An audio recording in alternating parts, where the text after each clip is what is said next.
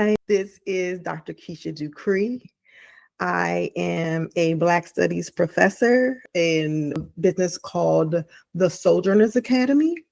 I bring what I have in the classroom and I make it available to everyone in the form of online courses, family study abroad trips, and even kids' activity books with the purpose of talking about and highlighting Black resistance, the African diaspora, Black women, decolonization.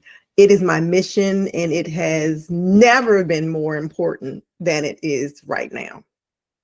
I'm coming today on my channel to talk a little bit about what has kind of set the internet a little bit on fire. I mean, the internet is on fire about so many things, but at least in my neck of the woods, in terms of Black women, feel like Joy Reid's, I don't want to call it a rant, Joy Reid's monologue, I'll provide a link to it. And I've even seen some creative like have her words playing in the back and they're like on the beach. And it's her piece called Why Are Y'all So Angry? She goes on about why are y'all so angry? And she goes through kind of all of the things that in this short period, we're talking what, the third week of January, we are about to get into the fall season. And in just 10 months, the complete shift of the movement of our feet in American democracy. And she points out in that rant, why are y'all so angry? You have everything you want. And I couldn't agree more. And I wanted to respond to that. I wanted to reiterate her words. And I have 3 points about what she says that I think is really interesting. And that's where I'm with her, everything, 100. When she attempts to answer that, why are y'all so angry? I want to add a little bit more to it. So sit back and let's talk about why are they so angry and where I kind of diverge when it comes to Joy. Number one, I totally agree with her list, her charges of why are you so angry? Oh, before I get too far in here, please like, comment, and definitely subscribe to my channel. I'm doing a lot of stuff for Sojourners Academy, a lot of exciting things that I'll tell you about at the end. And I'm still teaching, I'm still in the classroom. So it's been busy, but there's so many important moments happening right now. And I know I had to jump on about this because I see that the why are y'all so angry monologue is really touching a lot of people. And I think it is, as a teacher, as a PhD, I think it is a learning moment. So number one, I totally agree with her list. And if you need to be reminded, of course, there's a link, but you know me, I have my notes. So she points out, she just goes, why are y'all so angry? You have the White House, they have all branches of government has ceded to this idea of presidential power. The administration has both houses of Congress. It's a slim majority, but until 2026, they have both houses of Congress. There is no Republican that is out of line in keeping to that agenda. They have SCOTUS, the Supreme Court, who has been a rubber stamp on all, challenges to executive power. And before he was even in office, they said the president had immunity. So, you have everything. You have literally every form. There's no checks and balances. No checks and balances. You do what you do, and you're still mad. She talks about the SCOTUS. She talks about they have actually ruled that racial profiling is totally legal, that you can stop someone if they are brown, if they have an accent, and question them about their legal status in the country. Never thought we'd see a day, but they still mad. She talked about ending affirmative action, ending DEI. The best jobs go to whoever wants it if you're a loyalist and you do not have qualifications. It's actually the end of any form of meritocracy, right? She points out the censorship and the banning. She says they banned our books. They've banned Black history. She names specifically the 1619 Project. And then she talks specifically about women. And for me, as a Black feminist geographer, my ears are perking up at her description of women, but I read as Black women in particular. So to women, she says, you've chased women out of the military, you've chased them out of senior jobs in the government, in the Department of Defense, she names specifically. But what we do know is that in the first 3 months of office, 300,000 Black women left the labor force. They were forced out of the labor force because they were dominated in federal jobs, a safe place for educated Black women. Remember, the most educated women in the United States, the most educated group. She talks about you don't have to compete for women for jobs. A lot of people are pointing out, as that mass forced exit of Black women came an increase in jobs by white men. No more meritocracy. She talks about getting rid of Black history, specifically in the museums. She talks about people in the Interior Department being terrified of an audit, right? That going so far as that people say they are afraid to say Black. She talks about the impact of Black youth, in terms of canceling Black scholarships, of canceling federal funding of historically Black colleges and universities, help for Black kids in general, for kids, minority serving institutions. Yet and still, that's her list. Yet and still, they're the maddest people on the internet, on Twitter. She said she checks Twitter. She points out, despite all this, that we women, Black women, are trying to preserve our peace. And she says in one line, I had to write it down, y'all said that you want your country back. So you have it. They have their country back. They think they have made America great again. But they still mad. Why they mad though? Why they mad? I'll tell you why they mad. Number 2,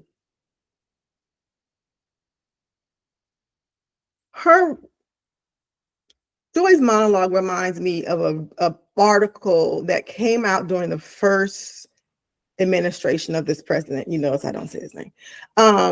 It reminds me, and it was an article at the time, and you read one of these things and you're like, dog, I wish you could have wrote it. And it was Adam Serwer. He wrote, it was an essay. It was an essay at the time, and it was called Cruelty is the Point.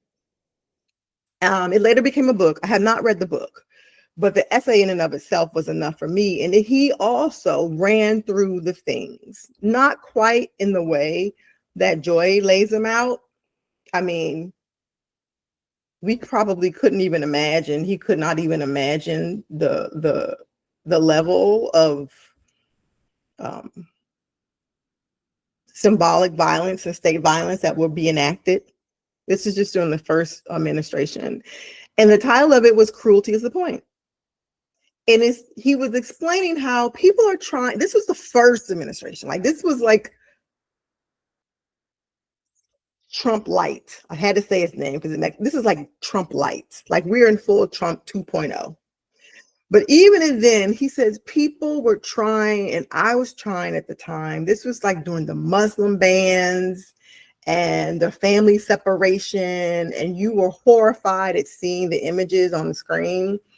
And he spoke to us who were trying to figure out, why, how, like, it was just completely illogical to anybody who believes in human dignity and human rights. And he said it, it's not the terror campaign is the point. The cruelty is the point. The targeting and the scapegoat of someone, immigrants, Black people, Muslims, you name it. The targeting is the step one, and then inflicting as much harm is the point. It is an intentional campaign of terror, not to any place. I mean, for some, if you're a white supremacist, it's the purpose of maintaining racial purity and you know, but the theater of it is the point. The theater is the point. The cheering is the point. And so the why y'all mad, Joy says, is the mad is the point. The madness and the churning is a point, and it has to get fed and fed over and over again, because this is theater. This is terror to feel good, to feel a sense of white nationalist pride. The suffering in the theater is the point. And they never will reach a point of satisfaction. They won't reach a point of satisfaction unless they see suffering. They mad, they stay mad because they want to get fed this diet of dominance. So that's why they're still mad. And they'll never be satisfied because it is a campaign of terror for Black and brown bodies. They're going to stay mad.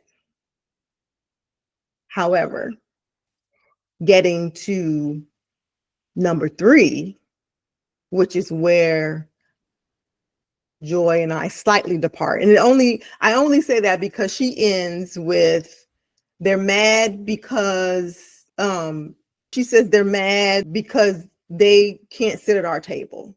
That wouldn't be my conclusion, though. My conclusion in terms of why they're mad is going back to my second point about cruelty is the point. It's a campaign of terror. It is a classic, and I don't want to reduce all the pain and suffering of all the groups that have suffered, but it's almost like, what is that called? That Colosseum, that gladiator, like the bloodthirsty crowd loves the barbarism, like, you know what I mean? Madness and frenzy is the point.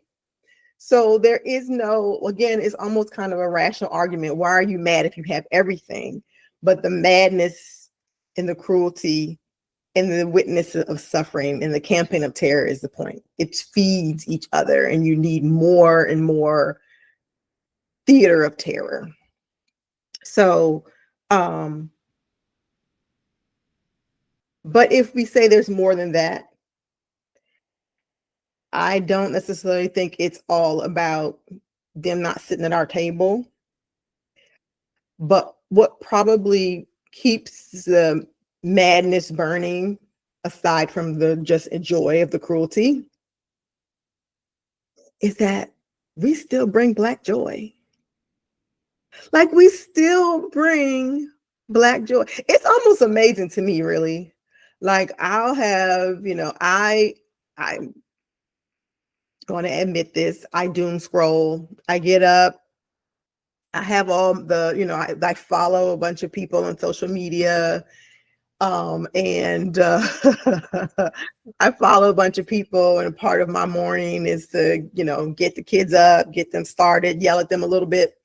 And then, once they're on the bus, I, sit back down and start scrolling and, being a victim of clickbait on, ooh, what did he do this time? What was the press conference like? Ooh. But no matter how much doom is in my feeds, there's always a piece of Black joy. No matter, this week, my own stuff that I had to deal with is, I've been teaching at this university for 20 years. I cannot believe it.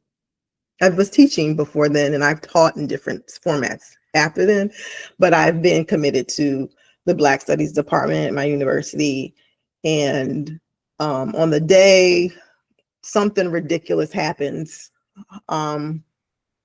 probably the Turning Point founder's assassination and all the stuff is a frenzy, is I found out that our department is in danger of being cut, and a number of humanities departments are in danger of being cut. And I'm standing there in front of my students, and they're looking at me, looking for inspiration, looking for hope. And I'm just like, maybe tomorrow, maybe when we meet next time. But I'm actually depleted. I'm feeling defeated, and I tend not to, and I'll explain in a minute. But like, even when I doom scroll, even on that day, I probably came home and did even more. That there is always something in my feed of just something, some cultural point that's like, we still here. We're still smiling. We're still dancing. We still find something to laugh at. I love Black people. So, examples of our Black joy, just, over the months, you could think about, I mean, it was just a whirlwind, right? These next 6 months. But you also know that we've had the best line dances we had in a while. Let me tell you how global the impact, let me tell you how big boots on the ground is. Okay? Let me tell you how big it is if you haven't left the United States since this administration has left office. I have been blessed. I have been out of the country during this time, and I just took a family on a sojourner's trip to Costa Rica. It was wonderful. We'll talk about that more. You can see pictures and everything on that on the Facebook page for sojourners. But one of the things that we did, the highlight of the trip, was to go to Black History Month is in August in Costa Rica. And in this part of Costa Rica, which is along the Caribbean, where you see most of the Afro-Tico population, the most African descended people in Costa Rica, is taken really seriously. Like, there are parades in most of the major cities. So Limon is the biggest, it's the port town. And then we went to what they call the Walaba parade, like a Black Pride parade. We went to the parade in a small town called Cahuita. It's my favorite. If you see my other videos, I can tell you all about Cahuita. And so we were there. And in the midst of the parade, beautiful African clothes, shades of brown, just gorgeous. We're sitting there sweating. And lo and behold, I hear boots on the ground. I took a very, very sloppy video of it, and then my son, he covered up the lens at one point. But anyway, there was boots on the ground. Boots on the ground was being played in a Spanish-speaking country in a Black parade, and I was like, you know what? I really need to learn this dance. I really need to learn this dance now. If my happy place, which is a Caribbean coast, Costa Rica, is playing boots on the ground. So why they still mad, besides like their energy needs to be mad, is that we are still stomping and clacking and I love it. I love it. Other points of Black joy, I do not try these challenges. But do you remember the one, I guess it was started by Nicki Minaj, where she's where they're like in heels and they do like and they're on heels and they're on one foot. Like, I don't know where it came from. I don't know where it's going. It reminded me of that milk crate one years ago. Like, people, you should not end up in a hospital from a challenge. But that was like all these things, just this week, all through this free speech moment, and like the crazy generated outrage. Again, they still mad. There's no connection between Black folks on the assassination of the Turning Point founder. There's no connection, right? None. But HBCUs were being targeted.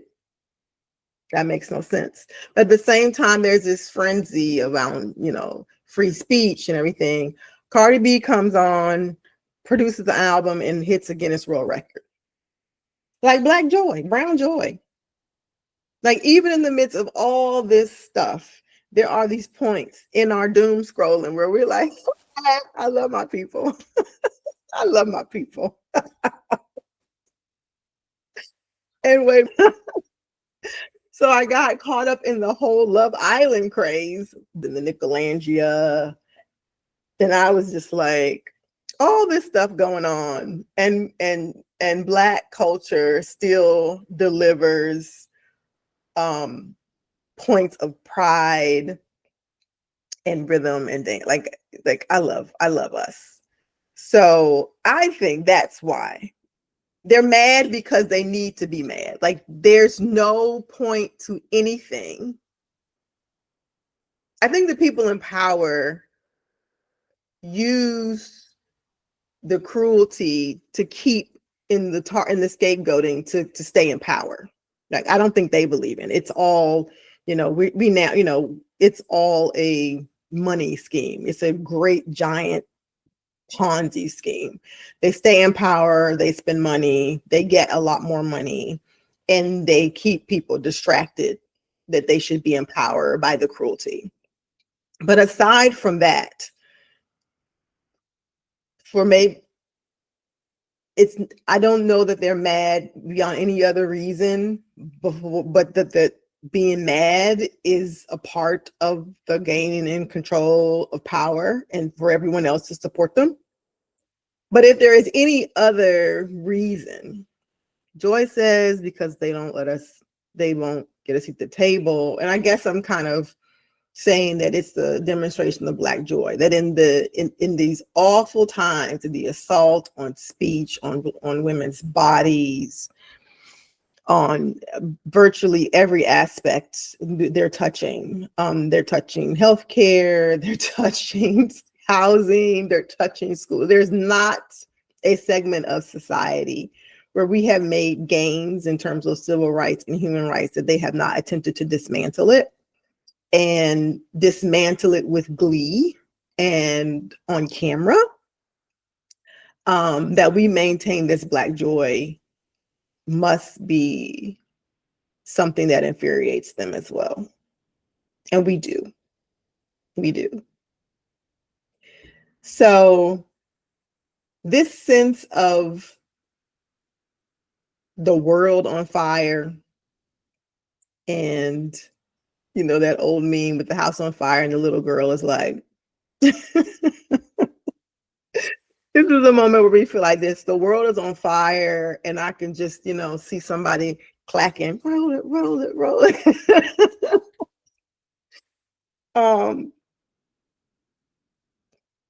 But the world has been on fire for African Americans, for African descendant people before. And while it has been a rollback of human dignity and rights, we have seen this and we have weathered. And I'm sorry, I'm flipping my page again because I wanted to do what I do when I in front of my class, and I leave them with so much doom and gloom. And I want to talk about the positive aspects of, if we can find anything in this silver lining. The Black joy makes them mad and furious, and they cannot understand because they cannot imagine.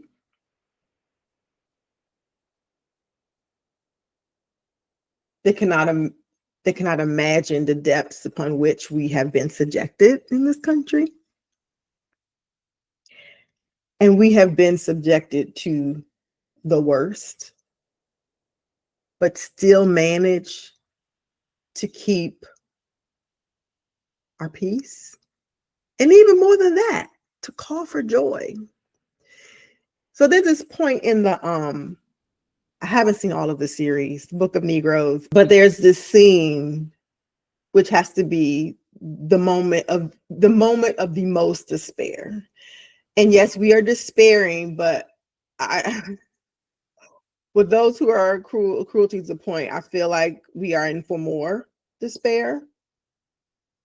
But Aminata is been captured from her village, and brought to the coasts and sold. And she's very young. I want to say maybe 11 or 12 years old. And she's in the slave hold of the ship on their way across. She's this really young girl. And she's walking down the aisle and seeing others. They don't know each other. These are captives from all over. They're just brought to the coast, sold, traded, or whatever, and they're on the ship.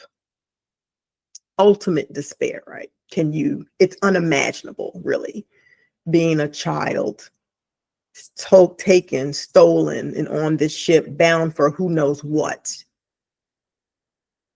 And she meets an older man, and she asked him, he asked her their names, and they exchange, I'm Aminata, and he says his name, and she repeats his name back to him in a way that honors him. And in a moment of ultimate despair and loss of everything, she says his name out loud. She confirms she confirms his space, his identity. She calls out his name. And then there's a call and response among the captives, the enslaved captives, of saying their name. It is a moment that takes your breath away. And when you imagine something like that, and I know it's fiction, but when you imagine something like that, to be at this moment of ultimate despair and having your name and your existence acknowledged in this collective way, whew, and a call and response and a reaffirming that you are here and that you are in community of strangers, but you are in community and we see you. That's what boots on the ground is about. That's what the clacking and the communion and the laughing is about. We are here. I see you. That's Black joy. It's just enough if I see you and we are here together, communing. I love that. I love that for us.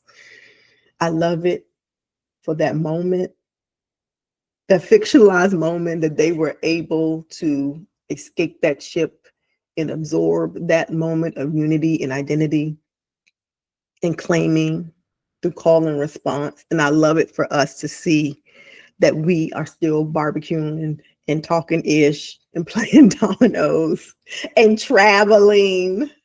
Right. I love it. I love it for us because we have known despair and we have found in despair these collective moments of calling for ourselves.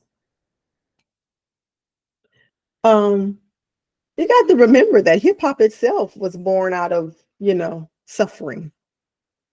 It's a global brand now, but it was born the first artists, the first DJs and MC and breakdancers was born out of people, community in despair from the disruption of building a highway through the Bronx, cross Bronx Expressway, followed by the people, the sons and daughters of people who were immigrants from Jamaica that went into economic free fall after gaining independence. Ultimate despair, pull out, ultimate despair. That jazz music, and not just music, I'm just throwing it, but jazz music is a result.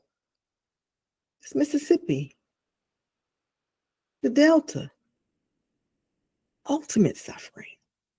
Louisiana, the places where even the enslaved understood were the worst of the worst conditions. We suffer. There's despair, but there is a resilience and a joy and a communion that they're going to stay mad.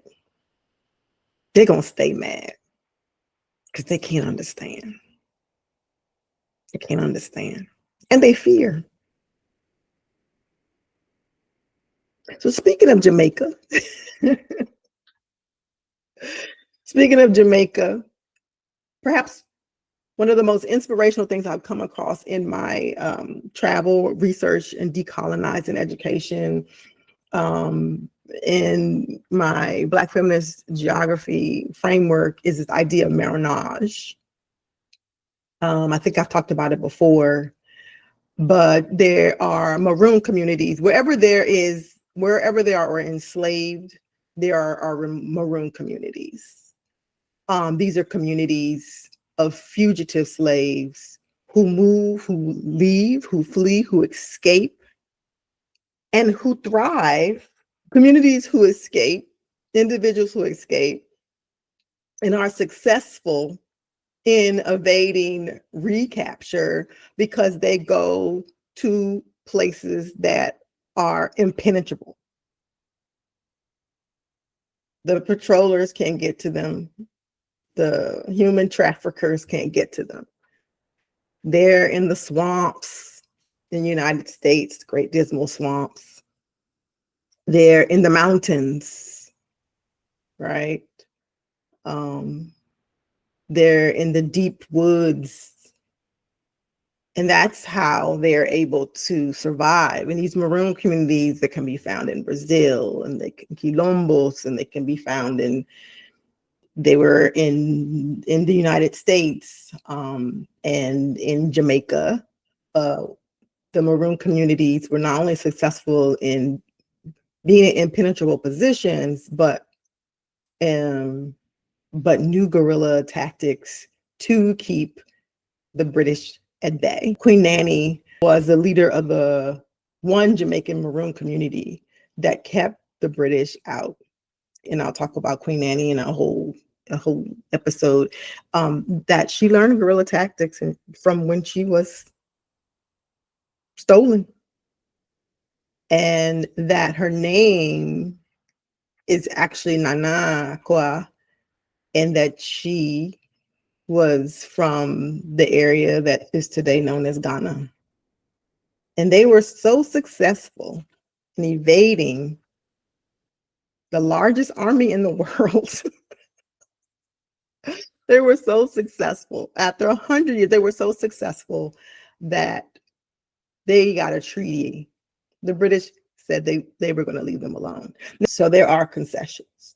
So it's people like Queen Nanny and the first hip hop artists and Aminatta's Calling that make me proud and make me know that in despair, collective work and communion and saying, I see you, you see me, we are, is what keeps our peace and keeps them mad.